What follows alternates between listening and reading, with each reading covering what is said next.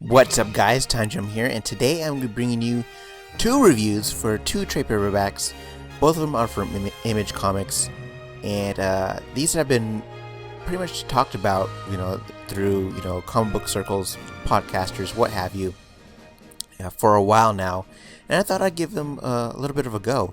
So, I thought I'd just, like I said, just pick them up, see what my thoughts are on them. And both of them are from Image.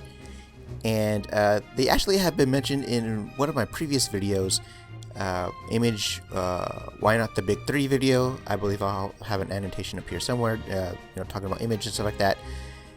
So I thought I'd give them a try since I mentioned them. I've been hearing so much about these two particular comics. And yeah, I could just give my thoughts on, do a review of both of them. Now, like I said, both these are in trade paperback form, and both are in volume 1. Both of the volume 1 of both of these. Now, the first one up is The Wicked and the Divine, and this is brought to us by, I hope I'm saying these names right, Kieran Gillian, who wrote it, and Jamie McLeavy. Now, these two brought us the Young Avengers series a while back ago, which is actually, that series is an omnibus form, a very small omnibus, but almost just a regular hardcover. But that's here and there. Basically, this team right here has been killing it with this series, and the story goes is that the gods, pantheonic gods, through many different cultures, have been brought back into human form. They're actually bonded to human hosts, and they're given 2 years basically to play in the mortal realm. And after that, they die, and then every 90 years they are brought back. It's a very fun series, and this story takes place in modern times, and all these gods are basically pop stars right now. And it's just such a great fun read. It's the colors are very bright, vibrant. The style on it is really eye-catching. It deals with magic and pop stars and teenage angst and all this great stuff. It's such a fun read. I really enjoy, as you guys know, one of my favorite video game franchises of all time is God of War, and so I just love seeing these different types of gods and stuff like that, sort of doing what they do and sort of mixing with mortals and stuff like that. And it's just very fun. It's just very unique, and it's very stylish, and it's very colorful, and I really did enjoy it. Now, this book, trade paperback in particular, is 176 pages, so you get a nice chunk of reading material that goes with it, and it's just a fun read. Now, do I recommend this for everybody? I would say no, and here's why. If you're not into the into gods and all these other things, sort of, I guess, divine beings, I guess you can say, you're not gonna. I don't think you'll enjoy this as much. I mean, you might find some enjoyment in it with all the dialogue and stuff like that, because the dialogue is really great. But if you're not into that sort of the magic and mysteries into things and stuff like that, you probably won't enjoy it as much.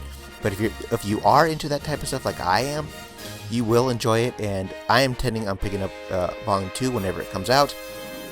I'm thoroughly enjoying this series right now, and like I said, I do plan on continuing it in the future. Now, this next book has been talked about so many times, it's been crazy, but I wanted to read it and see what all the hype was about, and this is Saga Volume 1, and oh my gosh, guys, I have to say right off the bat that this series by Brian K. Vaughan and Fiona Staples, it's probably, if not, I won't say probably, right now, it's my favorite story right now that is not Marvel or DC, bar none. I'm thoroughly enjoying it right now. I only have the first volume, and I'm excited to pick up Volume 2, 3, and 4. So basically, what the story is that we have two lovers, Alana and Marco, who are, like I said, they're young lovers, but they're part of warring factions. One side is for one faction, and one side is actually two warring planets. and they fall in love, and they have a child named Hazel. And the story is told through the daughter's eyes, through Hazel's eyes, as I guess where we can see she is somehow older. We don't know how much older, but she is somehow older, and I guess maybe within her teens or a young adult, because she articulates things as a young adult would, or an adult would. So it's pretty much this story takes place with this whole Romeo and Juliet romance. These two warring factions are after both of them, because I guess it's sort of taboo for them to both have, be in love and, have a child nonetheless. That's sort of crazy. And it's just very fun. It's very sci-fi. It's very imaginative. There's all kinds of different things. There's definitely both of these books are unrated, but this one by far is the most adult rated out of both of these books, because there's a lot of nudity, a lot of swearing, a lot of this and that, but it's not so much raunchy. It's there. It's just basically HBO style type of book, and it's just oh man, I just love this book, guys. I really love it. I can see why so many people have been raving about it now. I'm glad I read it, because now I can see why people have enjoyed it so much. Now, I've heard people compare this to Star Wars, and guys, I have to say, this is my opinion, but I have to say this: Star Wars is its own thing, and nothing can compare to Star Wars.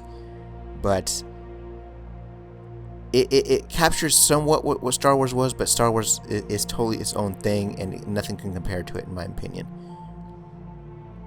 Pick this up, guys, if you haven't already. I'm sure many of you have already, but if you haven't, it's definitely worth the read, guys, at least for Volume 1. I really enjoyed it, and I'm picking up the rest of the series on it. Well, there's a hardcover of this, but I might just pick up the trades by itself. Okay, guys, so that's it for the review. I do have one more review to do, but this one's such a bigger book that I'm going to have its own separate video on it, because I'll just leave it at that. And yeah, there it is, guys. I hope you guys enjoy. Hope you guys enjoyed your holiday weekend. If you didn't have a holiday weekend, I'm sorry, but that's the way it goes. But enjoy, guys. Take care, guys, and I'll see you guys soon. Bye.